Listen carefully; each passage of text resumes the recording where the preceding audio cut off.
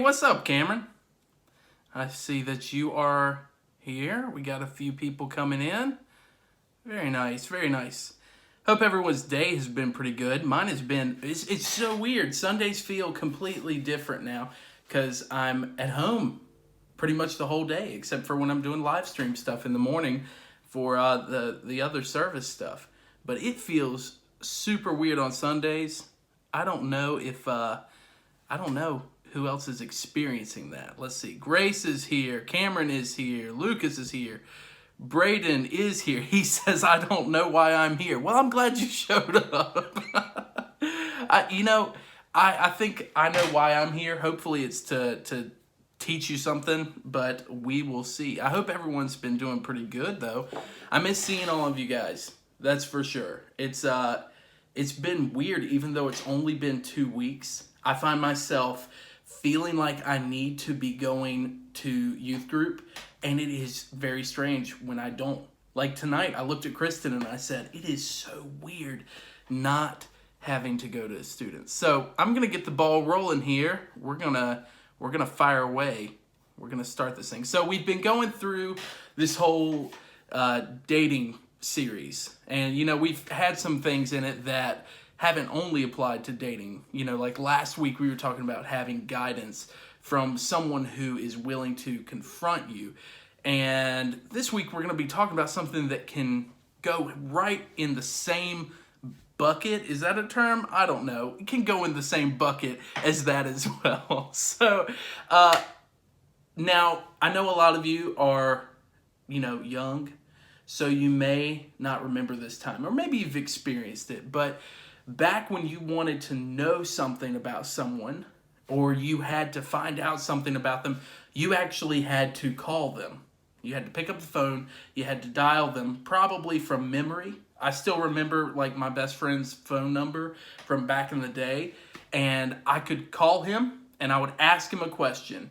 And so, we now live in a world where it is pretty easy to get basic intel, if that makes sense, on a person if you want it, just with social media. I mean, we live our lives constantly putting everything about ourselves online or on some sort of social media platform of any kind, except for usually one thing, and that's kind of who you date.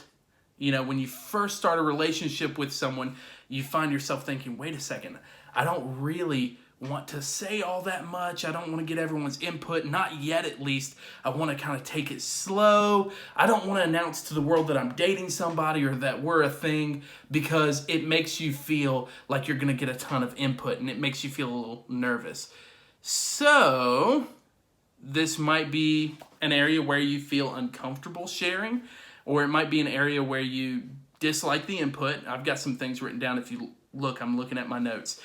So we're afraid that people closest to us will disapprove. Or, take for example, we're scared that our parents will disapprove. That was a big one. I remember the first time that Kristen met my parents. I was so nervous. I remember that was probably the most nervous I've ever been about anything. And that's because you have this gut feeling of, oh my goodness, I want my family to like this person. I want my friends to like this person. I want everyone to like this person because I like them a lot. And there's some, good reasons not to make every moment of your life, public. I understand that, especially in your dating life. But at the same time, you can probably see how the nobody knows about this approach can backfire on you and lead to like some, minor or major backlash in your life. So today, we're going to be looking in the book of Proverbs. So the book of Proverbs is a big collection of really wise insight from this guy named Solomon mostly. He actually asked the Lord, he said, if I could have one thing, it would be that I would be wise. And God granted that to him. So he would write down a lot of his wisdom in the book of Proverbs. So right now we're going to look at Proverbs 11:14. And it says, for the lack of guidance, a nation falls, but victory is won through many advisors. So what Solomon is saying is a nation a whole country, there are so many people that put input into the laws and how people are treated. There are a ton of people. Take, for example, the United States. You have all the different branches of the government. You've got governors in each state. You've got the president. You've got Congress. It's so many people that are advising on which way the nation goes. And so what Solomon is saying is that when someone doesn't have a lot of advisors or a lot of people helping them make decisions, a nation will fall apart. A one person can't handle that kind of pressure. So the same is true for our lives. If we only rely on ourselves and our guidance for direction in different areas of our life, at some point we are going to fail when we're only relying on ourselves. So when we use our perspective, things are limited. And I'm going to do an illustration, but I'm going to have to run and hit the light switch real quick. So hold on a second. All right. It's not quite dark yet. You can kind of see me just due to my computer. All right. So pretend like right now, what I'm looking at in the dark is my life right now. And I'm trying to navigate it. And all I've really got right now is this one flashlight, right? And I point it only where I'm looking. I can only see so much, right? But here's the thing. If I had someone else come in with a second flashlight, suddenly I have more light to see. I know this is a little creepy right now, but I have more light on the situation that I'm in. By the way, this is someone's flashlight from the middle school girls. We found it at our house from where you were here for, D-Now. That was what it was called. I forgot what it was called for a second. So, cutting the lights back on. So think about the flashlight, and if I keep adding more flashlights and more light to this situation that I'm in, the better off I'll be. I'll have more people pointing out the different things that I wouldn't have seen because they're looking at their own perspective and they're bringing that into my view. So, remember this. We don't get tripped up because we're trying to make a mistake. We don't live our life only wanting to look at this one perspective and thinking, okay, I really am ready to make a mistake today, right? We don't look to make a mistake. We want to make good decisions. But a lot of times we block off people and we push away their perspective because we're scared of what they're going to tell us and we're scared of that input that they're going to have. And it happens because we're relying solely on our reasoning, our perspective, and what we've experienced in life. And what Solomon was saying is, don't do that. Let people come in and advise you so that your nation or your life isn't, destroyed by poor decision making. So in nearly every area of our life, we make better decisions, we get less tripped up, and we have an easier time of things if we invite somebody else into our life that will personally help us navigate areas where we're just not experienced. And this applies so well to dating, especially if you're about to date someone for the first time, right? Because you're thinking, this is a new experience. I don't know how to handle a relationship. I don't know what it means to be, a boyfriend or a girlfriend. I don't understand what I'm supposed to do and what that looks like. So right there is a great opportunity for you to find someone who is more experienced in that area and say, hey, come alongside, help me out.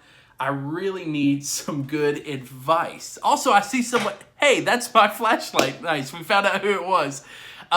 So, how do you find many advisors in your life? So think of someone who could be objective, someone who could point out things to you. And go ahead and try to think of that. Think of someone in your life that's going to say, hey, here's a way that I think you could do this. This is some good advice, or this is how I look at it. And they're going to be clear with you on that. Find someone that's older than you. I promise not everybody who's older is boring. I hope you don't think I'm that boring. You may. That's okay. I'll be able to handle it emotionally at this point. But Find someone who's older than you, someone who has lived more life than you, just in general, and ask them for input. Ask your parents, ask your grandparents, ask, me or your small group leader. Just say, hey, I need some input on this because I don't know what I'm doing. And reach out. That's the biggest thing. Reach out to somebody. They're not going to know that you need the advice, and they're not going to know that you're looking for information if you never ask them. So don't be scared to ask someone for advice. A lot of them would be super happy to give it to you because most people want to be listened to anyway. And you'll never regret having a lot of advisors in your life, especially when you're dating somebody. So, it's a bad idea to live your life in the dark without any light from anybody. And it's especially bad to be dating somebody or dating in the dark because you're in a new situation or you're in an area where you need that input from people who are wise advisors in your life. So, who you date, how you navigate those dates, how you navigate the relationship itself, that will be impacting your entire life. It sounds super dramatic. I know you're thinking I'm over here like, oh, it's going to just completely destroy your whole life. But trust me, decisions you make now, they will have some sort of consequence, good or bad, in your life later on. And when you're dating somebody, the decisions you make then are going to affect how you view relationships, how you view your spouse, how you view life in general. It'll affect that. So don't take it lightly. Look for somebody who's going to give you that advice. So, dating is better when you don't date in the dark, when you have someone there with some light on your situation. So, what I would suggest is talk to your parents. And this goes for not just dating. This goes for pretty much any area of your life. There are still a lot of things in my own personal life that I go to people who are older than me and I say, hey, I don't know how to, navigate this part of my life because I haven't experienced it. And I've gotten some really great advice from those people when I've asked for it. So don't think it's just dating that I'm talking about. I know that's been our focus for these past couple of weeks. But I do want to say that the things that we've gone over in this series, they apply, in so many different areas in life, even if you're not dating somebody. So, look for good advisors, ask them for information, ask them for their input in your life, and make sure you're listening. Take that advice and don't be offended by it. Let people in on your life that can give you good advice, all right?